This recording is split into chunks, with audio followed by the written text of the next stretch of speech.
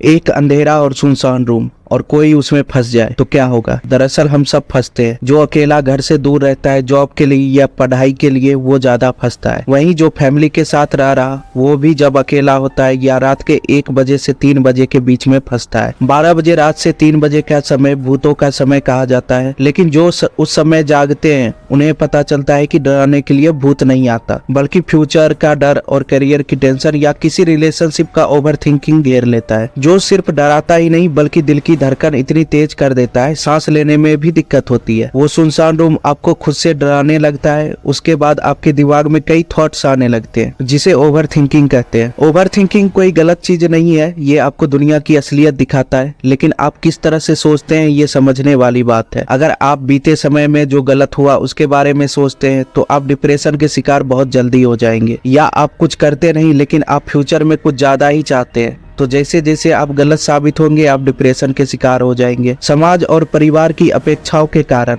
व्यक्ति को लगता है कि उसे प्यार या करियर में सफल होना चाहिए। यह दबाव भी डिप्रेशन का एक कारण बन सकता है, खासकर जब व्यक्ति उन अपेक्षाओं पर खरा नहीं उतर पाता। लेकिन ओवर थिंकिंग के फायदे तब होते हैं जब आप अलग अलग तरीके से सोचकर फ्यूचर की प्लानिंग करते हैं और उसको एग्जीक्यूट करने का तरीका सोचते हैं, तो आप जो चाहते हैं उसे अचीव कर लेंगे। इसलिए रात में 2 तरह के लोग ही जागते हैं, एक जो बीते बातों के ऊपर सोचते हैं और उसको पकड़कर बैठे रहते हैं, या जो जीनियस होते हैं जिन्हें अपने प्लान को एग्जीक्यूट करने के तरीके को समझना रहता है। रात में अकेलापन आपको सोच के गहराई में लेकर जाता है, इसलिए जिंदगी में जब आपके मन मुताबिक चीजें नहीं होते हैं और फ्यूचर का डर आपको डराने लगता है तो ये सोचकर आप जीवन में अकेला महसूस करने लगते हैं। आपको ओवरथिंकिंग के वजह से लगने लगता है इस दुनिया में आपका कोई नहीं है जो आपकी मदद करेगा। दुनिया में लोग या तो आपको बेवकूफी बनाने के लिए हैं या आपको यूज करने के लिए। हर कोई आपका मजाक उड़ाएगा अगर आप करियर में कुछ नहीं करेंगे तो आपकी कोई वैल्यू नहीं रहेगी। इन सभी चीजों का डर जब आपकी सांसें रोकने लगता है तो आपका भरोसा सिर्फ भगवान पर ही रह जाता है और आप जिंदगी में जितने भी मंत्र और तरीका जानते हैं उनका यूज करके बुलाने लगते हैं। रोते हैं, गिड़गिड़ाते हैं, लेकिन कोई फायदा नहीं, भगवान नहीं आते।